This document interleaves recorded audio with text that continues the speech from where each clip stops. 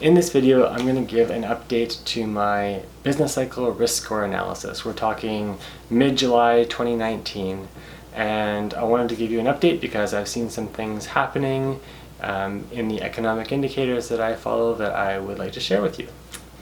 For those of you who are new to my channel, my name is Jared Ayers. I am a CFA charter holder, and I've been investing for myself for about 20 years now. I've learned a lot along the way and have created this channel to share with you the strategies and thought processes that I go through when I invest for myself, and I've done pretty well for myself, so that is why I've created this, to share it with anyone who's interested. So before we jump into the analysis update, I want to just remind you that I have made some previous videos where I sort of explain exactly how I go through and calculate my risk score. So I will link to those videos in the description, as well as at the end, in the end card, so you can refer back to those. So in this video, I'm just going to basically go through at a fairly quick pace, looking just at the indicators themselves and comparing the current risk score with the most recent one, which would have been last month, June 2019, just to show the differences between them. So without further ado, let's dive into the analysis. So as promised, here is the risk score calculation as at the 21st of July 2019. So in absolute terms, you can see the number right now is sitting at -12. So a lot of negatives popping up here against the indicators, as you can see here. The total overall 10-point scale adjusted number is 3.4. Again, how I calculate all this stuff can be found in my previous videos, which I will again link to in the description of this video. So just a reminder quickly though, a few things. Predictive power is really a measure of whether the indicator is leading or lagging. So the weighting therefore is either 100% or 50%, so leading indicators get a more heavily weighted consideration than the lagging indicators. The date of the data also has a bearing on it, so if it's more recent, then it gets a heavier weighting. If it's more in the distant past, then, or in the past, then it gets a lesser weighting. And then basically a total weight is arrived at against which the score is applied. And the scoring system I use is basically +3 to -3. So -3 is the lowest score, +3 is the highest score, and as you can see on here, there's not many, actually there's 0 +3 scores right now. So what I want to do, we'll revisit this towards the end of this video and compare it to the June risk score calculation, just to see the differences, but maybe we'll just jump into each one of the indicators as listed here, just to kind of show you the charts for each and how I look at this data on those charts. So the first one on the list, of course, is the Treasury 10-year versus two-year yield spread. So right now, you can see the red circle there indicating the portion of the graph we'll be focusing on, but this is kind of the whole history of it, back to predating the tech bubble of the early 2000s. So I just want to give you kind of an overview and a history of the indicator. So right now, it's probably not that easy to see on this chart, but the spread is actually starting to turn up a little bit, which is positive. So once again, you're looking at the threshold, the spread between these two going negative. That is sort of an indication of an inverted yield curve, and in the past we've seen a recession occur, I think between about 6 to 18 months following that actual indicator turn negative. So in this instance, obviously it's turning away from that 0, so that's actually a little bit of a positive, one of the few in this list of indicators. Next on the list is GDP growth. Again, it's quarterly, so not a fantastic future measure. It is a lagging indicator. It is the measure though, of course, as it kind of measures the entire economy. And as you can see, it's been on a fairly steady growth trajectory. The orange being sort of a weighting, a moving average weighting of the indicator, the blue line being the data points along the path. So, and of course the green line being the S&P 500. So a little bit of a comparison there. Next we have the producer inflation rate. So this one, as you can see, the gray line indicating sort of the 12-month moving average. So the smoothest of all the data points against the S&P 500 there in the dark blue. So you can see this one's starting to roll over, and the producer inflation starting to kind of turn negative, which has not been a fabulous indicator or turn of events with respect to this indicator. You can see back at the tech bubble, again it's starting to turn in 08. When it started to turn, well, it was probably a little bit late there, but probably here was probably the indicator starting to roll over.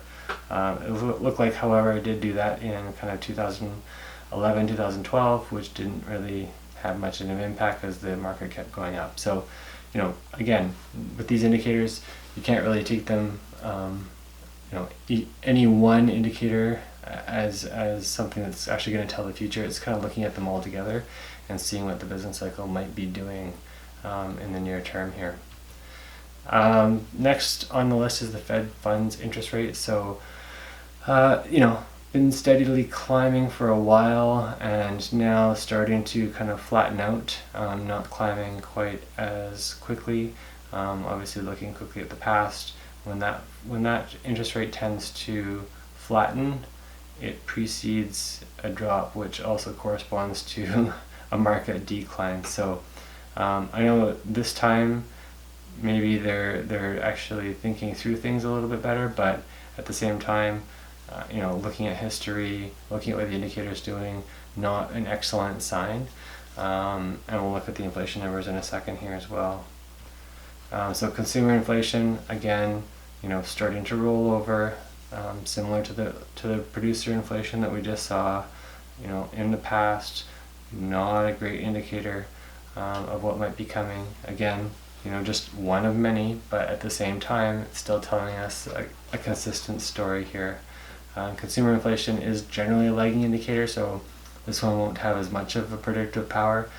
Producer inflation is a little bit more of a leading indicator, so that one does have a little bit more weighting to it, but nonetheless both are showing the same thing. So here, the jobless claims. This is a lagging indicator, but a little bit of a lead for the unemployment rate. It's just, and it's hard to see in this chart, but it's just ticking up a little bit. Could be early days. It's a weekly indicator, so it's hard to say what that might do. So something to probably look at into the next little while.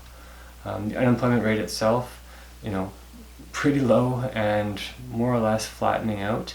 Hasn't really been going much lower, but then it's pretty hard to go much lower at this level. So not a huge change there either. And of course, both labor indicators are more lagging anyway.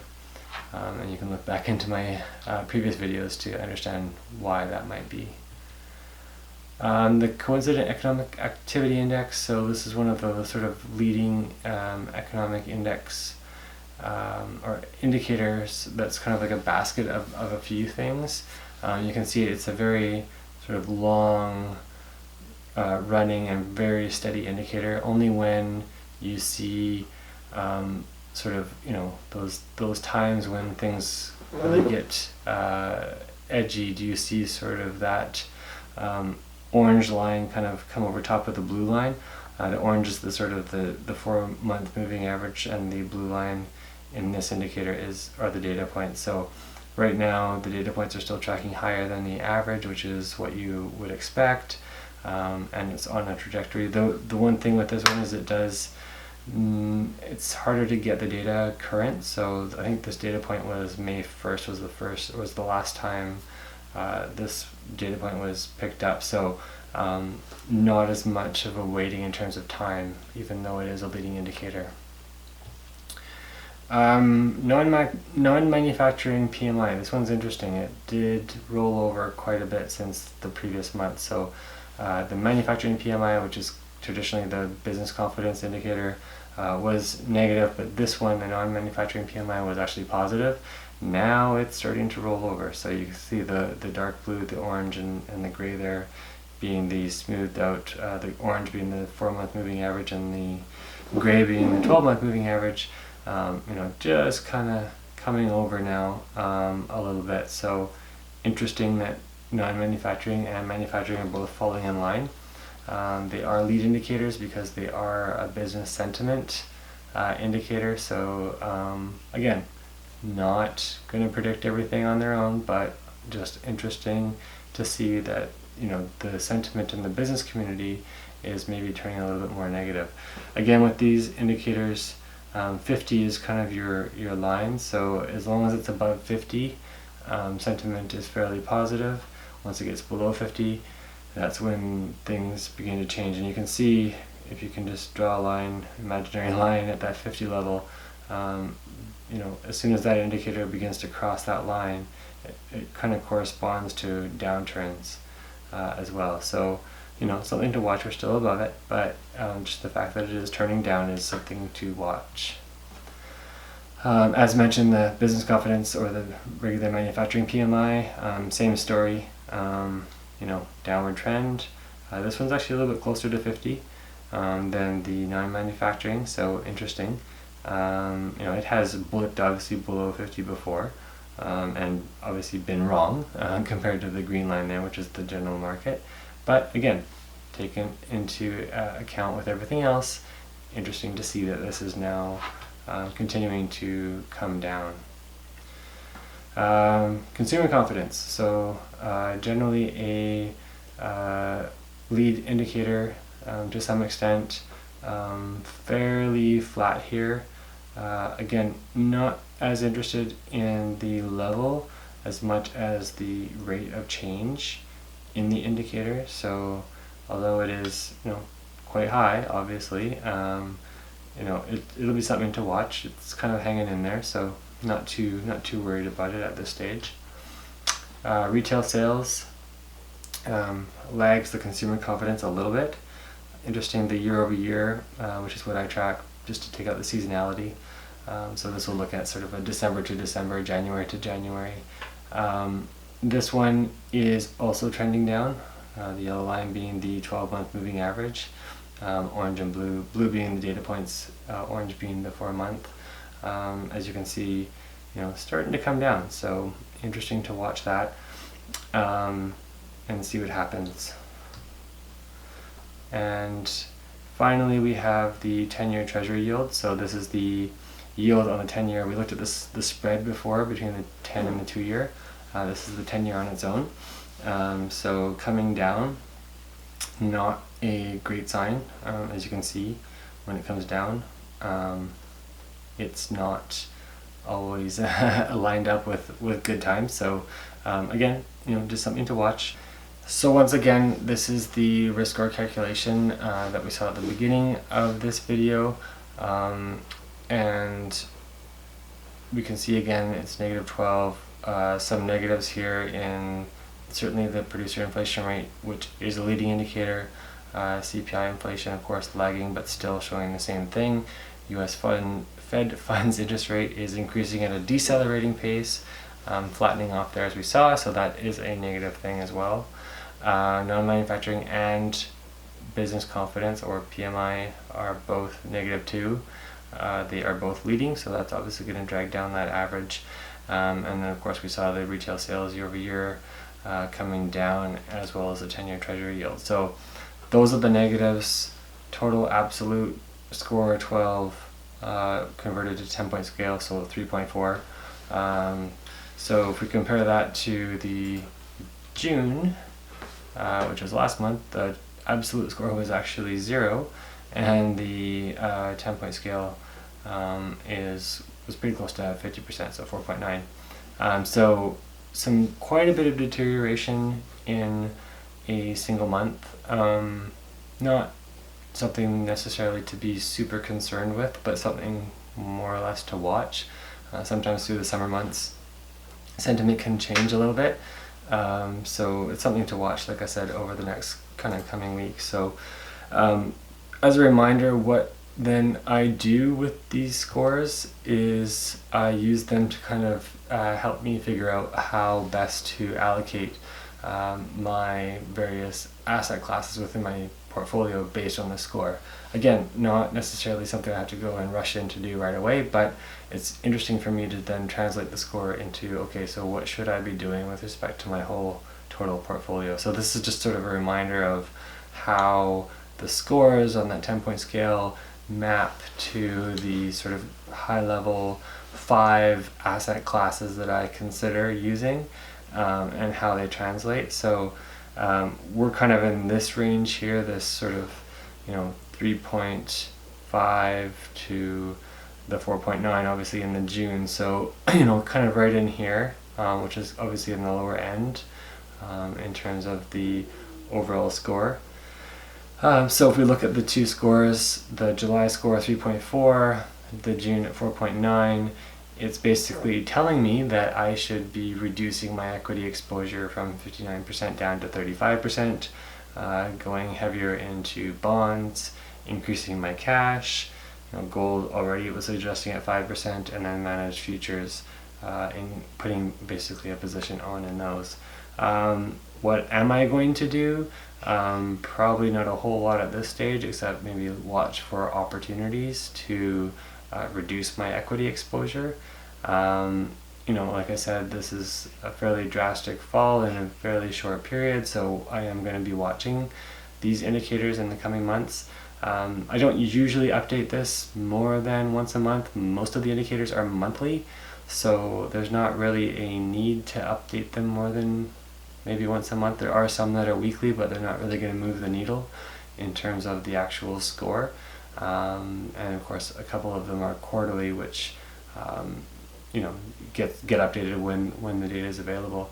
So that is really what I wanted to show you, the changes that I'm seeing. It does help me understand, of course, with all the noise going on with governments, politics, economic woes, what have you, out there, the noise, even market fluctuations. This always helps me sort of understand from a basic business cycle level where we are, what I should be thinking about, how I might want to structure my portfolio to get ahead of what might be coming. Again, this isn't going to predict the future. It's not everything. It's just a handful of indicators that I believe help tell the story for me, or at least give me a baseline to form a hypothesis about what the macroeconomic environment might be doing, and therefore a bit of a guide as to how I might adjust accordingly. So I hope you found that helpful. I do hope you found that video useful. Like I said, I will be linking to the videos where I explain in more detail how to calculate that risk score calculation. I'll do that in the description below, and I'll also link to it in the end card, which should be appearing to my right very shortly. If you'd like to subscribe to my channel because you want to see more, please do hit the subscribe button. If you like the video, give me a thumbs up. And if you would like to comment on anything you saw here, whether you want to see more of the same, and or if you want to share with me how you allocate your assets in your portfolio, I'd love to hear from you. Until next time, thank you very much for watching.